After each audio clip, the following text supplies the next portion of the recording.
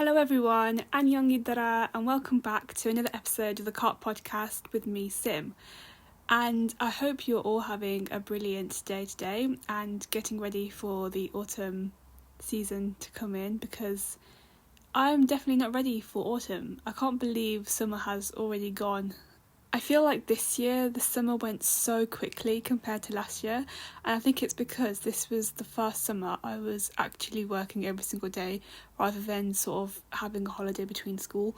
So yeah, it's something different.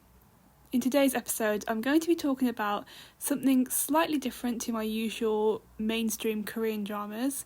Today I'm going to be talking about To All the Boys, and I know I'm a bit late to this bandwagon, and I don't really know why I didn't really watch it when it came out. I think it's because what I thought it was going to be like was nothing to what I actually saw from it, so which was kind of nice. I actually really enjoyed the three movies, and for me, I love any sort of type of film or drama series. I don't really have a specific genre I like to watch, apart from if they're like super sad. I remember there's this one K-drama called Nuni Pulsege or something, and I watched the first 2 episodes and I got a bit hooked, and then a bit later I decided to read the storyline of it because I could see it was getting sad, and then I read up about it, and no, it was way too sad, way too sad for me. But yeah, I love a bit of everything, and today I'm going to be talking about To All the Boys.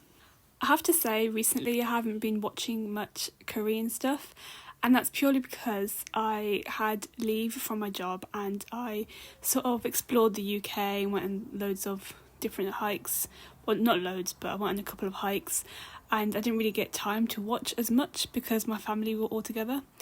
But it was nice to have a break from Korean stuff, I think, and then I recently got into watching like loads of Netflix rom-coms, so I started doing that. And I have to say as well, this past month has been really difficult for me, and I keep saying I have to say, but To All the Boys really put a smile on my face and made me really happy and excited for being productive and basically just trying to smash the goals I want to achieve in this lifetime.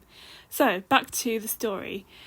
To All the Boys is based on books by Jenny Han, and I think it's so awesome that these books these days are getting so much more credit on the big screen. And these days a lot of films and dramas are based on books as well, so it's cool to see another one of these.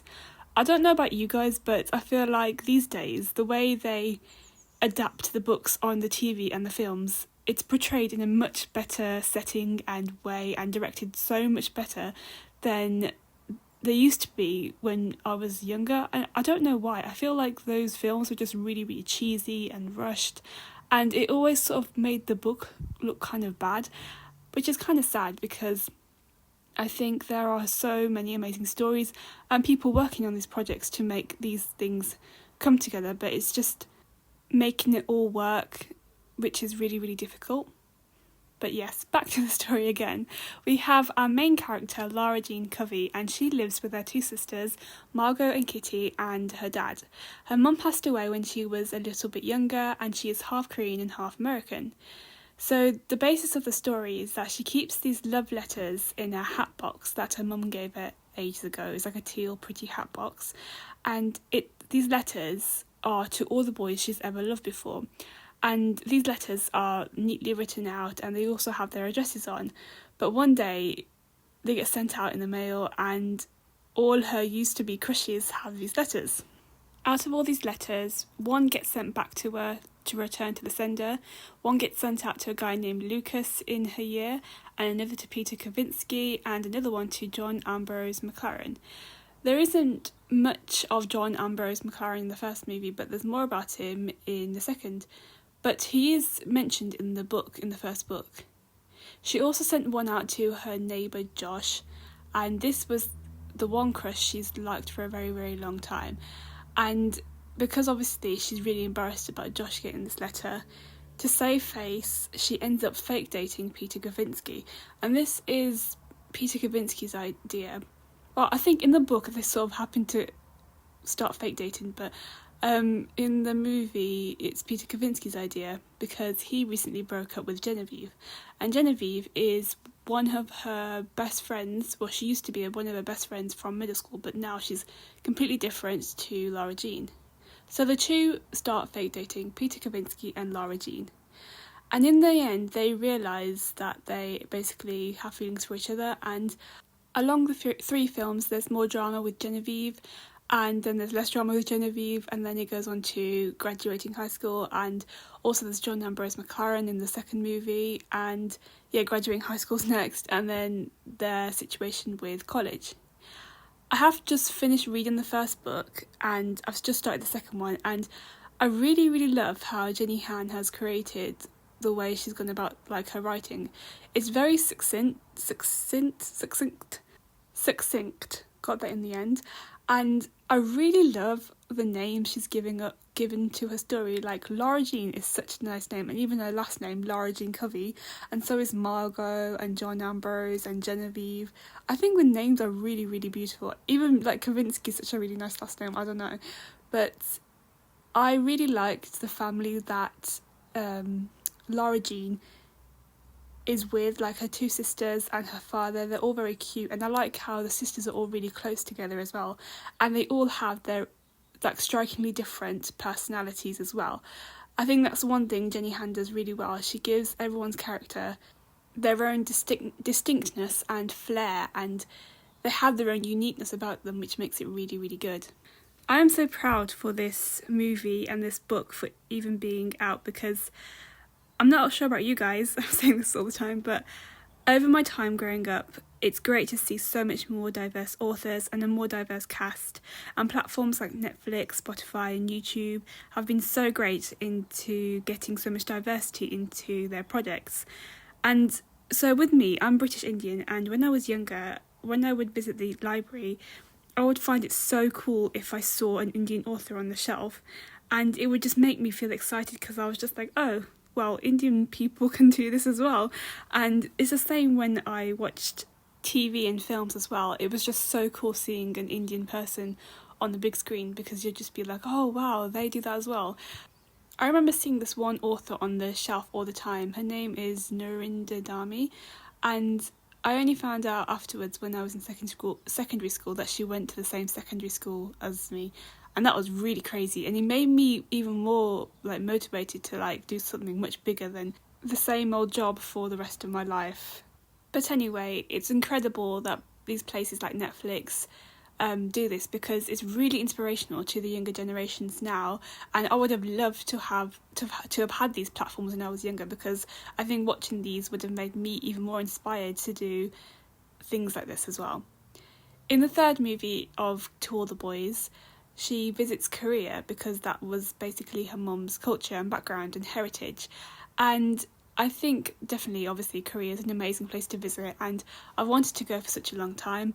But ever since I've watched these three films, I have been binge watching these little interview clips of the cast, and they said how they wrapped up the film in Korea as well, which is really, really cool. The one thing I love about the third movie as well is that there's Korean music in the last movie as well. We have Blackpink with Pretty Savage and Girls' Generation with GGG. So that is really, really cool to see as well. The cast from this film are amazing people, and I could really see from the interview clips that I saw on YouTube and just about that they all work so well together. Lana Conda, who plays Lara Jean Covey, is a really, really big inspiration to me. And the work that she does outside of acting is just so amazing, and she truly is an inspiration to me, and it's something that the things that she does are things that I really, really want to do as well. And also as well, Noah Centineo, who plays Peter Kavinsky, he's the same as well. The work that they do, I think, is going to be so amazing for the world, and they really are an inspiration to the world, and just examples of how to make the world a better place. So yeah, thanks guys for being so amazing. Another thing I wanted to mention about TV shows and dramas and films, I'm not sure if I've mentioned this before, but I absolutely love watching K-dramas, and when I was younger and when I first started getting into them, I was really embarrassed to watch them and listen to their music. And I was sort of ashamed, and I don't even know why I was so ashamed back then, because people would ask me, so why are you watching a K-drama? I don't understand the meaning of them asking me that question, because it's entertainment and it's TV. Like, the only difference is the language. Korea is just as amazing as producing such quality content than the rest of the world. So what's the problem? The same goes for music as well. I love music in general, and I would listen to anything, but music in Korea is obviously just as unique as any other music from any other country. So even though it's not on my TV and not on the radio every single day, doesn't mean it's weird and strange that you're doing that. So if you love watching Korean dramas or a drama or a movie from any other country and listening to music from any other country, then just go for it. Like, there's nothing to be ashamed about. And I wish I told myself that when I was younger, but I think when you're younger, you tend to feel more judged by everyone, particularly when you're in school. But when you go to university, I feel like your eyes open up more to a more culturally diverse environment, which is something I experienced through university, but not many people do.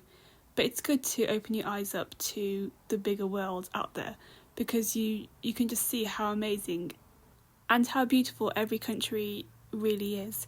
I'm really sorry if you hear ice cream band music in the background, but yeah, there seems to be an ice cream band just circling the block. But on to my next point is music. Music just make the films, and whoever comes up with the music in these Netflix films I have been watching recently are legends. Before I watched To All the Boys, I also watched The Kissing Booth, and the songs in there just kept getting better and better as every movie went on. My favourite song from The Kissing Booth is Wanderlust by Will Post. It hits my heart so much. There's a line from there that I really, really like, and it goes like this: "If I second guess intuition, then it's not mine." And that quote just really, really hits my heart so much, because I'm one that really likes to go with my intuition a lot, and sometimes I get a bit too carried away, I think, but I'm not sure if it is my intuition.